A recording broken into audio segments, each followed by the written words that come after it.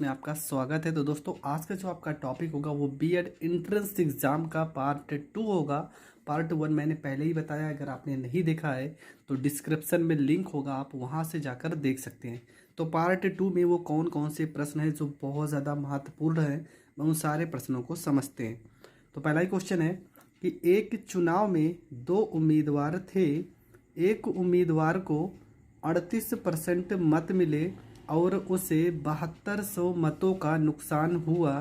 वैध मतों की कुल संख्या कितनी है, ये आपको बताना है।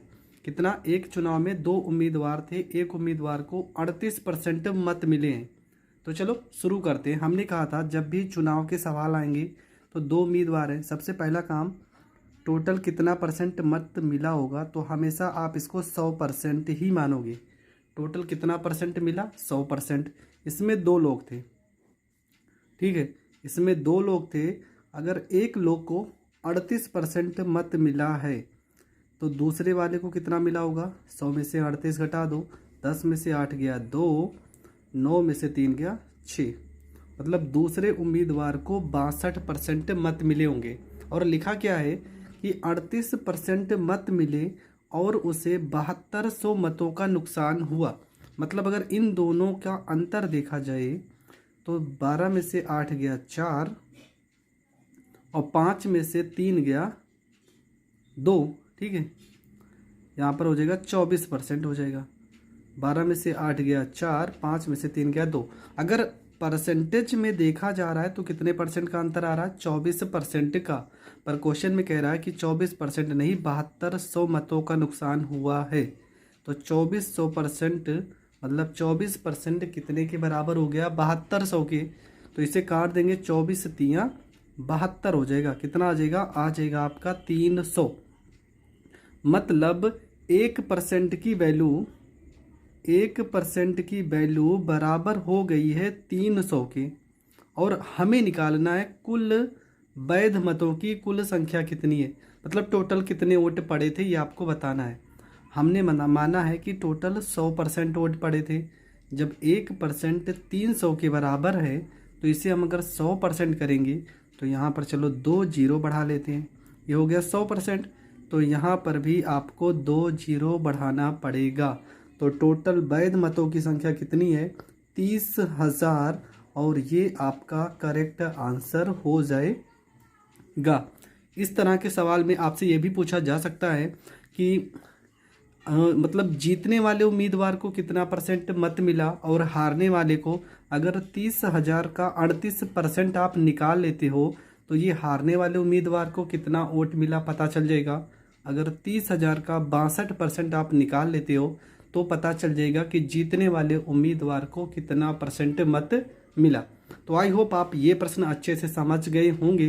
अगर समझ गए होंगे तो बढ़ते हैं अगले प्रश्न की ओर। सवाल में आपका क्या लिखा है कि एक संख्या को पहले 10% बढ़ाया गया, फिर 20% बढ़ाया गया, मूल संख्या में कुल कितनी वृद्धि हुई, ये आपको बताना है। तो इसका आप फार्मूला भी जानते होंगे। कौन सा फार्मूला होता है?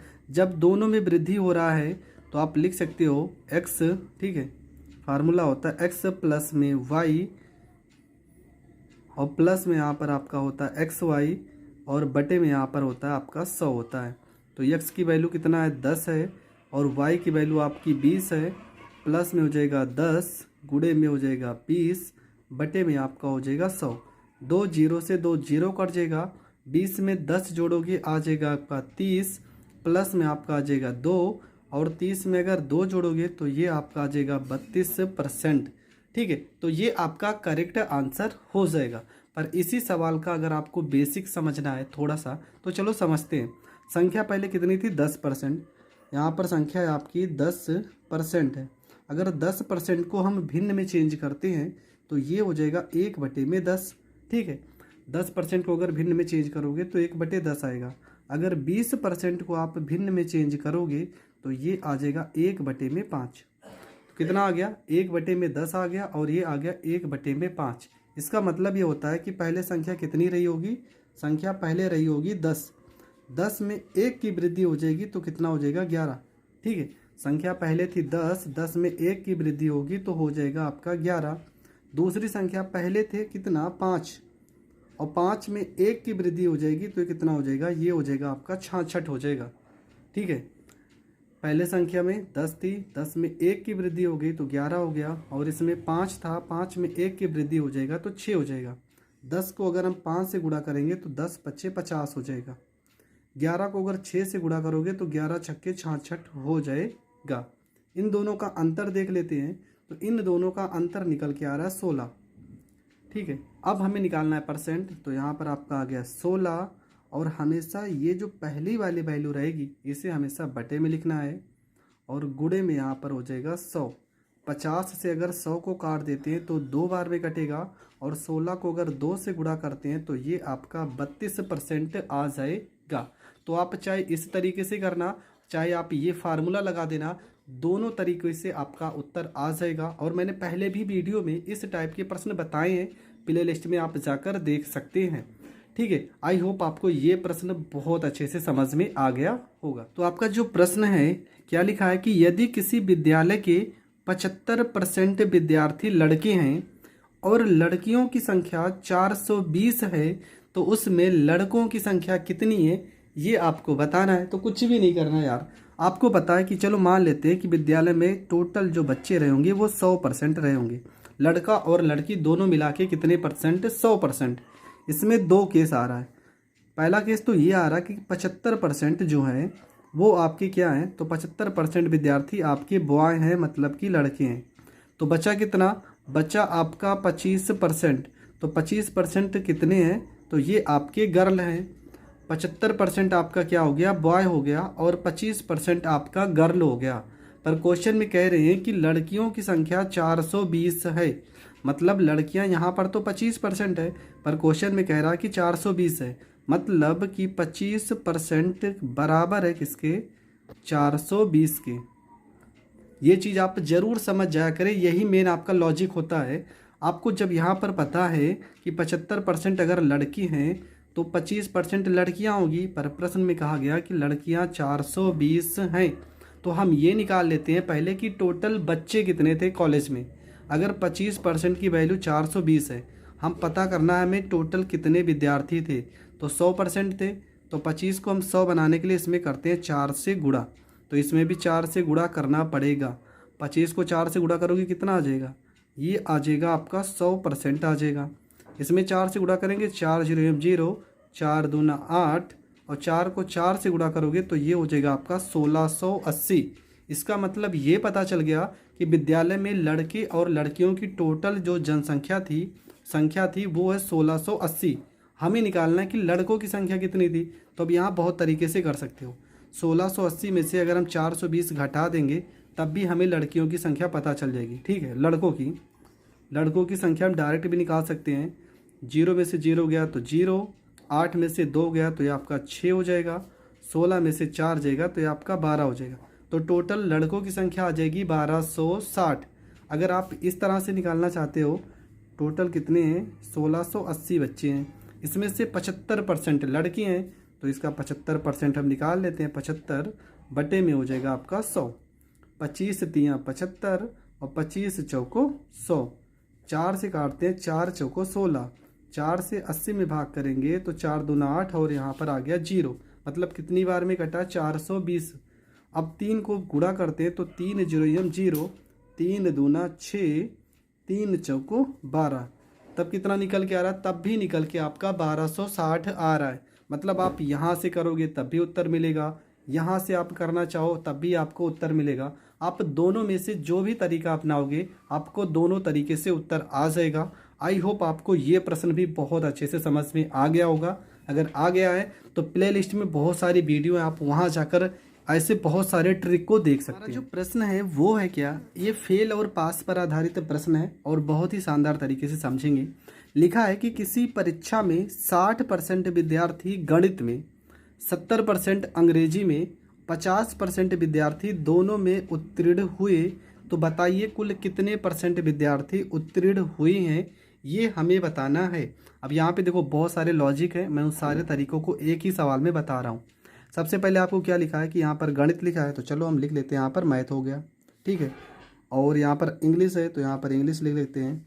अब क्वेश्चन में क्या लिखा है कि 60% विद्यार्थी गणित में और 70% अंग्रेजी में उत्तीर्ण हो रहे हैं। ठीक है, यहाँ पर एक शब्द शायद हमने नहीं लिखा है, पर यहाँ पर होना चाहिए कि 60% विद्यार्थी और गणित में और 70% अंग्रेजी में उत्तीर्ण हो रहे हैं।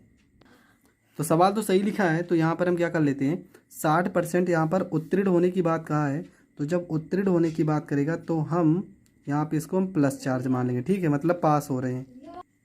और क्या नाम है, 70% अंग्रेजी में उत्तीर्ण हुआ है, 70% अंग्रेजी में भी पास हो रहे हैं।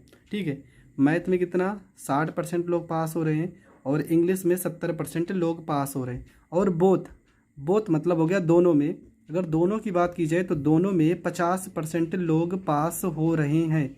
तो ये तीनों के तीनों केसों में पास होने की बात कही है। ठीक है, यहाँ पर भी पास हो रहे, यहाँ पर भी पास हो रहे, यहाँ पर भी पास हो रहे हैं, पर आपसे ये पूछा है कि कुल कितने % विद्यार्थी उत्तीर्ण हुए हैं, तो हम कैसे करेंगे।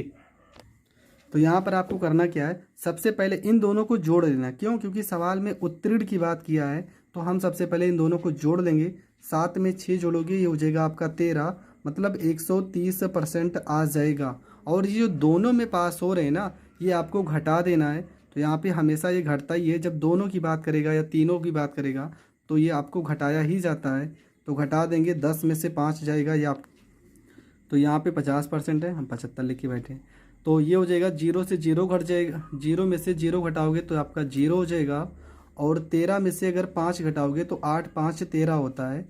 ये आपका 80% आ जाएगा कि दोनों विषयों में कितने विद्यार्थी उत्तीर्ण हुए हैं, तो 80% उत्तीर्ण हुए हैं। ये आपका करेक्ट आंसर हो जाएगा। इस टॉपिक के बहुत सारे प्रश्न हैं, तो एक इस टॉपिक का एक प्रश्न मैं और ले रहा हूँ यहाँ पर, ये भी आप देख लीजिए। सेम ऐसे ही है, थोड़ा सा क्वेश्चन में चेंज किया हुआ है, लेकिन बहुत ही सरल तरीके से इसको भी हम सॉल्व करते हैं।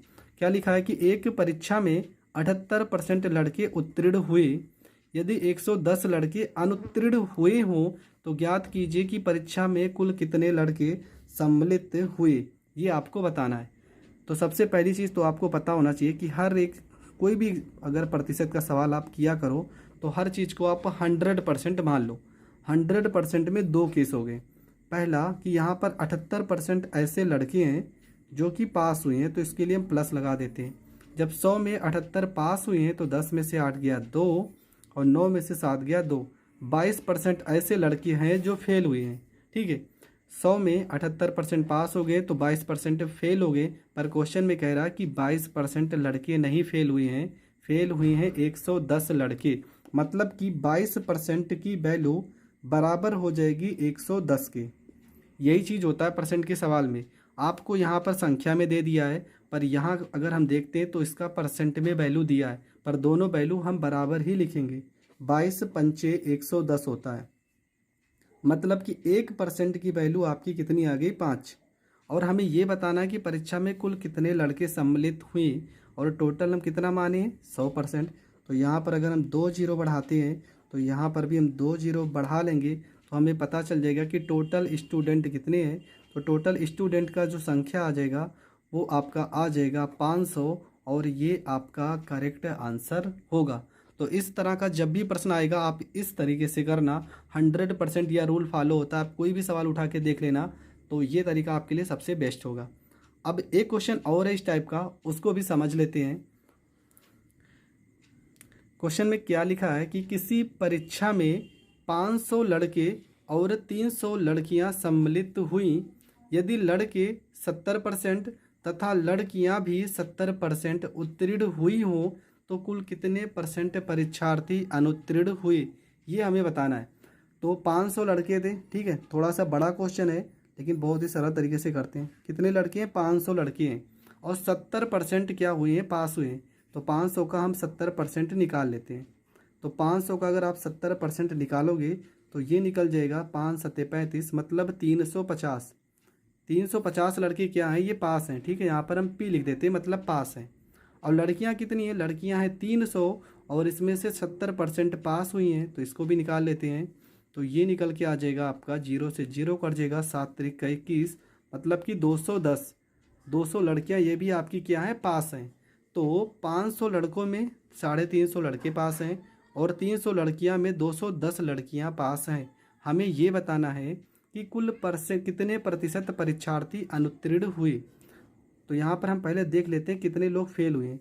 500 में अगर हम 350 घटा देते हैं तो हमारा जो निकल के आ जाएगा 0, 10 में से 5 गया 5 और 4 में से 3 गया 1। 150 लड़के फेल हुए हैं, ठीक है, ये फेल की बात है। और लड़कियों में अगर हम 300 में से 200 घटा देते हैं तो ये आ जाएगा 90 लड़कियां फेल हुई हैं। तो टोटल कितने बच्चे फेल हुए हैं, यहाँ पर 0, 9, 5, 14 और 1 में 1 हासिल जोड़ोगे 2। कितने लोग फेल हुए हैं, 240। कितने लोगों में, ठीक है, जो टोटल नंबर रहता है वो हमेशा बटे में लिखा जाता है। तो 500 लड़के और 300 लड़कियां टोटल थी, मतलब टोटल लड़कियां कितनी हैं, लड़के और लड़कियां 800 बच्चे हैं, जिसमें से 240 लोग फेल हो चुके हैं। 240 लोग अगर फेल हो चुके हैं तो बस यहाँ से हम सॉल्व कर लेंगे। और प्रतिशत के सवाल में तो 100 आपको लगाना ही पड़ेगा। 1 0 से 1 0, 1 0 से 1 0, 8 से इसे 24 में काटेंगे तो 8 त्रिका 24, मतलब कि 30% ऐसे विद्यार्थी हैं जो दोनों, मतलब टोटल 30% ऐसे विद्यार्थी हैं जो फेल हुए हैं। और यही आपको बताना था कि टोटल कितने परसेंट विद्यार्थी फेल हुए हैं। तो अगर कभी भी इस तरह का क्वेश्चन आए, जो टोटल नंबर होता है वो हमेशा बटे में लिखा जाता है, और जितना आपका पास पूछ रहा है या फेल वो हमेशा अंश में लिखा जाता है, और गुणे में 100 तो किया ही जाता है। आई होप आपको ये तीनों प्रश्न बहुत अच्छे से समझ में आए होंगे। ये तीनों प्रश्न बहुत ज़्यादा बार पेपर में पूछे गए हैं। तो मिलेंगे नेक्स्ट वीडियो में। अगर आपको हर एक क्वेश्चन समझ में आ रहा है तो प्लीज़ वीडियो को ज़रूर शेयर कीजिए, और जितना हो सके उतना ज़्यादा अपने दोस्तों और जो भी ग्रुप है, फेसबुक है, वहाँ पर आप वीडियो को ज़रूर शेयर किया। अगला क्वेश्चन है हमारा कि एक परीक्षा में परीक्षार्थियों के 52% अंग्रेजी में अनुत्तीर्ण हुए और 42% गणित में, तदनुसार यदि दोनों विषयों में 17% अनुत्तीर्ण रहे हों तो उन दोनों विषयों में उत्तीर्ण परीक्षार्थियों का प्रतिशत कितना था, ये हमें बताना है। ठीक है, तो यहाँ पर कौन कौन सा सब्जेक्ट है, इंग्लिश है, तो यहाँ पर हम लिख लेते हैं इंग्लिश, और यहाँ पर मैथ है। ठीक है, ये आप लिख लेना। इससे क्या होता है कि आपको क्लियर हो जाता है, बार बार क्वेश्चन पढ़ने की ज़रूरत नहीं होगी। 52% अंग्रेजी में अनुत्तीर्ण हो रहे हैं, तो यहाँ पर 52% के यहाँ अनुत्तीर्ण हो रहे हैं तो माइनस लगा देते हैं। और गणित में 42% अनुत्तीर्ण हो रहे हैं, तो यहाँ पर माइनस हम 42% कर देते हैं। और दोनों विषयों में 17% अनुत्तीर्ण हो रहे हैं। ठीक है, अगर दोनों विषयों की बात कीजिए, बोथ की बात कीजिए, तो 17% अनुत्तीर्ण हो रहे हैं। और क्वेश्चन में हमसे पूछा है उत्तीर्ण की वैल्यू, तो ये सारे के सारे लोग अनुत्तीर्ण हैं, तो हम पहले उत्तीर्ण की वैल्यू निकाल लेते हैं। 100 में अगर 52% फेल हैं तो आपका 100 में से 52 घटा देंगे तो ये आपका हो जाएगा 48%। 48% जो होंगे वो पास होंगे, तो पास के लिए हम प्लस कर देंगे। इसमें 100 में 42% फेल हैं। ठीक है, अगर 100 में 42% फेल हैं तो आपका 10 में से 2 गया 8 और 9 में से 4 जाएगा 5, 58% पास होंगे। ठीक है, अगर 17% दोनों में फेल हैं तो 83% दोनों में पास होंगे। ये आपको कर लेना है। अगर यहाँ पर अनुत्तीर्ण की वैल्यू पूछा होता तो इन दोनों को जोड़ के 17% घटा देते तो हमारा उत्तर आ जाता, पर क्वेश्चन में पूछा है उत्तीर्ण परीक्षार्थियों का प्रतिशत, तो हमें पहले उत्तीर्ण का संख्या ज्ञात करना होगा। उसके बाद क्या करना होगा, इन दोनों को हम जोड़ लेंगे। तो 8 में 8 जोड़ोगे 16 हो जाएगा। ठीक है, 5 में 4 जोड़ोगे 9 हो जाएगा, और एक हासिल 10 हो जाएगा। कितना आ जाएगा, 106 आ जाएगा, 106%। और ये जो दोनों वाली वैल्यू होती है ये हमेशा घटाते हैं, तो यहाँ पर भी घटा देंगे 83% में से, तो आपका हो जाएगा 6 में से 3 जाएगा 3 हो जाएगा, 10 में से 8 जाएगा 2 आ जाएगा। आपका जो उत्तर निकल के आ जाएगा वो निकल के आ जाएगा 23%, और ये आपका करेक्ट आंसर होगा। तो जब भी इस तरह का सवाल आए तो जो आपका अनुत्तीर्ण की वैल्यू हो उससे पहले लिख लेना। अगर अनुत्तीर्ण का पूछा होगा तो अनुत्तीर्ण का जोड़ के दोनों वाली वैल्यू में से घटा देंगे, तब हमारा उत्तर आएगा। अगर यहाँ पर ये तो उत्तीर्ण आ गया, अगर इसी सवाल में अनुत्तीर्ण पूछा होता तो आपको क्या करना होता, क्या करना पड़ता, 2 में 2 जोड़ देते 4 हो जाता, 5 में 4 जोड़ देते तो 9 हो जाता, मतलब 94% ये आ जाता। और 94 में से अगर हम 17% घटा देंगे, ठीक है, तो ये हमारा हो जाएगा 14 में से 7 गया 7, 8 में से 1 गया तो ये आपका 77% आ जाता अनुत्तीर्ण की वैल्यू। तो मैंने उत्तीर्ण और अनुत्तीर्ण दोनों का केस समझा दिया कि आपको करना क्या होता है। ठीक है, आई होप आपको ये प्रश्न बहुत अच्छे से समझ में आया होगा। अगर समझ में आया तो वीडियो को ज़्यादा से ज़्यादा लोगों तक जरूर शेयर करें। प्रश्न में क्या लिखा है? प्रश्न में लिखा है कि एक संख्या का 13% उसी संख्या के 5% से 16 ज़्यादा है, तदनुसार वह संख्या क्या है। ठीक है, तो क्या लिखा है? एक संख्या का 13%। चलो ठीक है, तो मान लेते हैं संख्या आपकी कितनी होगी, यक्स का कितना परसेंट, यहाँ पर लिखा है 13% बराबर उसी संख्या, मतलब क्या, यक्स ही संख्या का 5%। तो यहाँ पर हो जाएगा 5% से 16 ज़्यादा है, मतलब प्लस में 16 हो जाएगा। ठीक है, क्या लिखा है? एक संख्या का 13%, तो संख्या का 13% उसी संख्या, मतलब इसी संख्या यक्स का 5% से कितना ज़्यादा है, 16 ज़्यादा है। तो ये 13% हो जाएगा, 13%, और साथ में क्या लिखा है, यहाँ पर यक्स लिखा है। ये 5% को इधर भेजेंगे तो माइनस हो जाएगा, 5% यहाँ पर यक्स हो जाएगा, बराबर हो जाएगा 16। 13 में से 5 घटाएंगे तो ये हो जाएगा 8%, गुणे में आपका यक्स हो गया, बराबर में 16 हो गया। तो यहाँ पर इसको हल करेंगे तो एक्स बराबर आपका हो जाएगा, ठीक है, 8 गुणे परसेंट हटाएंगे तो बटे में 100, बराबर में यहाँ पर 16 लिखा है। 8 दूना 16 हो जाएगा, और 100 को इधर गुणा कर देंगे तो यक्स का जो मान निकल के आएगा वो निकल के आएगा 200, और ये आपका करेक्ट आंसर होगा। तो इस प्रश्न का जो उत्तर निकल के आएगा वो आ जाएगा 200, और ये आपका करेक्ट आंसर जो प्रश्न लिखा है कि ए अपने मासिक वेतन का 20% बचाता है, यदि उसका मासिक व्यय रुपये 6000 है तो उसका मासिक बचत कितना है, ये आपको बताना है। तो यहाँ पर जो परसेंट में वैल्यू लिखी है, इसी से हम सारे प्रश्न को सॉल्व करेंगे। यहाँ पर क्या लिखा है, 20, और यहाँ पर लिखा है परसेंट। ठीक है, तो 20% को हम कैसे हल कर सकते हैं, यहाँ पर 20 हो जाएगा, परसेंट हटाएंगे तो बटे में 100 हो जाएगा।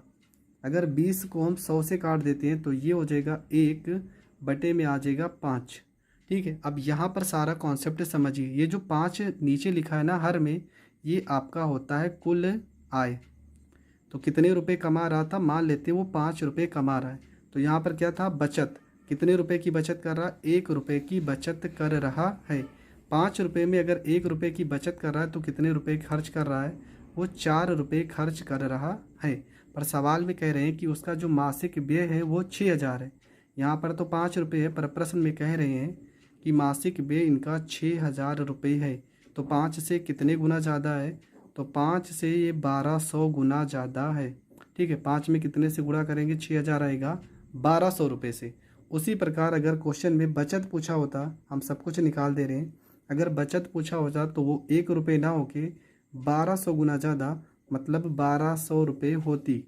अगर खर्च क्वेश्चन में पूछा है तो खर्च भी आपकी 4 रुपये ना हो कि 1200 रुपये, मतलब कि 12 चौको 4800 रुपये होती।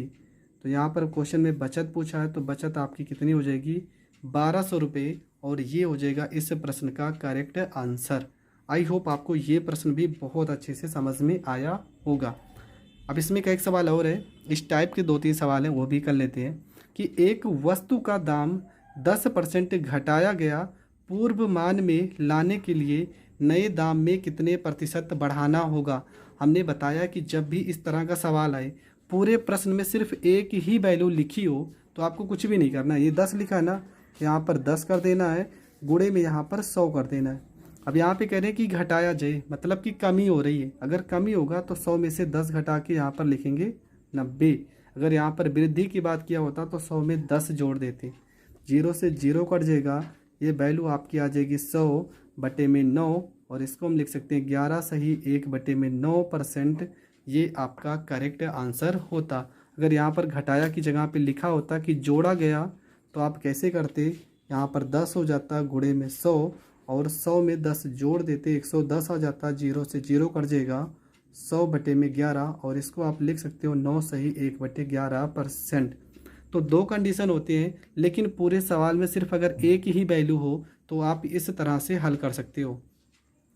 हमारा जो अगला क्वेश्चन है, क्या लिखा है कि किसी संख्या का 14वां भाग 12 है। मान लेते हैं संख्या कितनी हमारी है, x, इसका 14वां भाग, तो बटे में क्या करेंगे 14, बराबर कितना दिया है, बराबर दिया है आपका 12 दिया है। तो आपको पूछा है कि संख्या का 150% कितना होगा। तो यक्स बराबर हो जाएगा आपका 12 और ये 14 इधर गुणे में चला जाएगा। 12 गुणे में 14, इसका कितना निकालना है 150%। तो गुणे में हो जाएगा 150% के लिए बटे में हो जाएगा 100। 50 से काटेंगे 50 तियाँ 150 हो जाएगा और 50 दो चौको 100, 50 दूना 100 हो जाएगा।